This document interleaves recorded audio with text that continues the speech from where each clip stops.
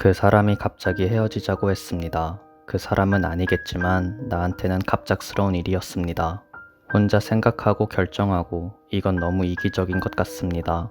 나는 잘못한 것도 없는데 홧김에 한 말이기를 바라면서 미안하다는 말만 하고 있습니다. 진심이냐고 물었습니다. 그렇다고 대답하네요. 다시 생각해달라고 했습니다. 마음 정리가 끝났다고 하네요. 그럼 나한테 생각할 시간을 달라고 했습니다. 달라지는 건 없을 거라고 하네요. 이 사람의 일방적인 모습이 나한테는 너무 충격입니다. 심장은 미친 듯이 뛰고 있지만 몸에서는 힘이 빠지고 있습니다. 어딘가 아픈 것 같기도 하고 어지러운 것 같기도 합니다.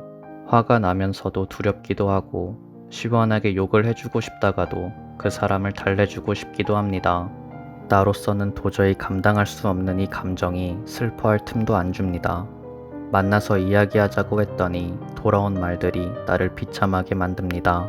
아직도 못 알아듣겠냐고. 진짜 끝이라고. 상처 주고 싶지 않은데 왜 나쁜 사람으로 만드냐고. 그 사람이 화를 내자 나는 바보처럼 미안하다고 했습니다. 내가 잘못했다고, 진짜 잘하겠다고 했습니다. 내 말을 들은 그 사람의 목소리가 점점 커집니다. 잘못한 것 없다고, 여기서 어떻게 더 잘하냐고. 충분히 잘 해줬으니까 그만하라고. 나는 체념하며 알았다고 했습니다. 잘 지내라는 말은 차마 못했습니다. 그 말을 하는 순간 진짜 끝일까봐 말 못했습니다. 내가 해주고 싶은 것 말고 상대방이 해달라는 걸 해주는 게 좋은 사람이라고 어디서 들은 것 같습니다. 그래서 상대방이 이별을 원한다면 이별도 해줄 수 있는 사람이 좋은 사람이라는 헛소리도 어디서 들은 것 같습니다. 알겠다고 대답한 지 1시간도 안 돼서 나는 필사적으로 카톡을 보냅니다. 그 사람이 확인을 안 하면 확인을 안 하니까 또 보냅니다. 연락해서 미안한데 카톡 좀 확인해달라고 부탁합니다. 이보다 더 비참할 수는 없을 겁니다. 그 사람이 확인을 안 하면 답장이 없으니까 또 보냅니다. 연락해서 미안한데 답장 좀 해달라고 부탁합니다. 내 생각이 틀렸습니다. 이게 더 비참한 것 같습니다.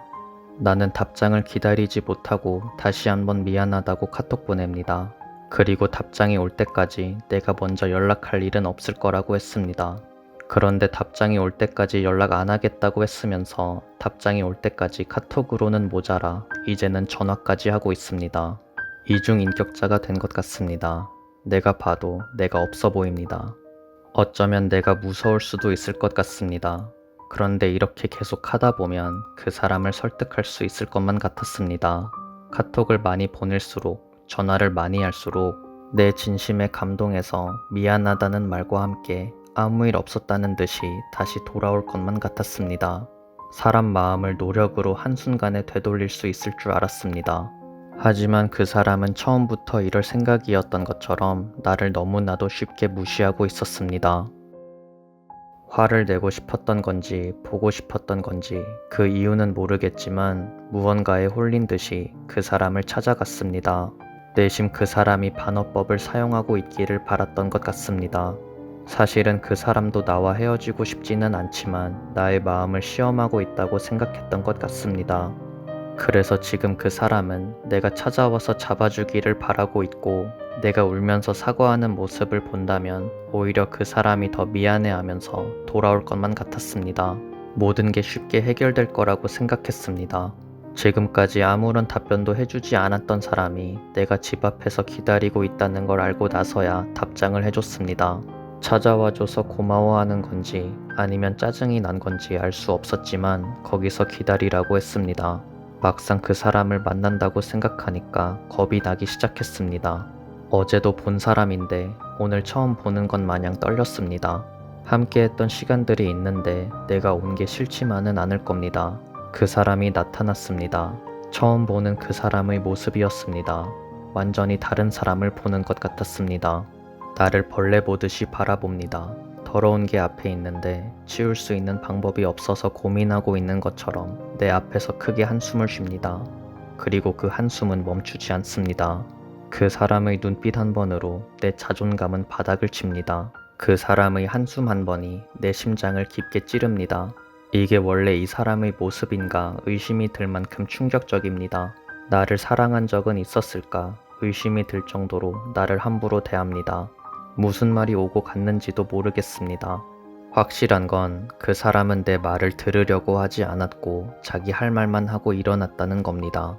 그리고 그 짧은 순간에 나는 너무 큰 상처를 받아서 아무 말도 못하고 내가 사랑하던 그 사람의 얼굴만 바라보고 있었다는 것과 일어서서 뒤돌아서는 그 사람을 보고도 나는 아무 말도 그리고 아무것도 할 수 없었다는 겁니다. 그때까지만 해도 기회가 더 있을 거라고 생각했습니다. 설마 이게 마지막일 거라고 생각하지는 않았던 것 같습니다. 그런데 그 이후로 나는 매일 매달렸지만 그 사람을 더 이상 볼 수 없었습니다. 시간이 많이 흘렀습니다. 시간이 정말 모든 걸 해결해 주냐고요? 모든 걸 해결해 주지는 못했던 것 같습니다. 하지만 대부분을 해결해 준 것 같긴 합니다. 만약에 내가 그 사람을 완전히 잊었고 더 이상 생각이 안 날 뿐만 아니라 그 사람과 무엇을 했는지 기억도 안 난다고 한다면 그건 내 자존심을 지키기 위한 허세로 봐줬으면 합니다. 나는 아직도 내가 그 사람한테 매달린 걸 후회하고 있습니다. 그때는 이 사람보다 더 좋은 사람은 없을 것 같았고 이 사람이 아니면 두 번 다시 사랑할 수 없을 것만 같았습니다. 그런데 시간이 지나고 보니까 그 사람보다 더 잘난 사람은 많았습니다. 나는 금방 다른 사람과 사랑에 빠질 수 있었습니다. 그 사람은 나한테 그렇게 큰 상처를 줄 만큼 대단한 사람이 아니었습니다. 겨우 그런 사람한테 추한 모습을 보이면서까지 매달렸다는 게 나는 너무 후회됩니다. 나한테 상처를 준 사람으로부터 나를 지킬 줄도 알았어야 했는데 오히려 그 사람이 편을 들면서 내가 받게 된 상처를 당연하게 생각했다는 게 후회됩니다. 그 사람한테 매달렸던 시간들이 너무 아깝습니다. 끝은 안 좋았지만 그래도 가끔씩 떠올리면서 미소를 짓곤 합니다. 그 사람이 좋아서가 아니라 그때의 내가 좋아서 웃습니다. 그때의 내가 참 좋았습니다. 그 사람과 같이 있는 사진을 보면 우리가 잘 어울려서 예뻐 보이는 줄 알았습니다. 하지만 그게 아니었습니다. 내가 예뻐서 그 사람도 예뻐 보였던 겁니다. 내가 아니었다면 칙칙했을 사진이 나 덕분에 예쁜 사진이 된 겁니다. 그 사람은 이제 나한테 딱 그 정도의 의미입니다. 가끔 옛날 생각하면서 피식 웃는 정도. 그런데 그 사람 때문이 아니라 해맑게 웃고 있던 나를 보면서 기분이 좋아지는 정도. 딱 그 정도입니다. 나는 더 이상 그 사람을 사랑하지 않습니다. 그래서 매달린 게 더 시간이 아깝고 후회됩니다. 다음에는 매달리더라도 그럴 만한 가치가 있는 사람한테 매달려 보고 싶습니다. 그 사람은 나랑 헤어진 걸 후회하고 있을 겁니다. 나는 돌아갈 마음이 없습니다. 그래서 더 통쾌합니다.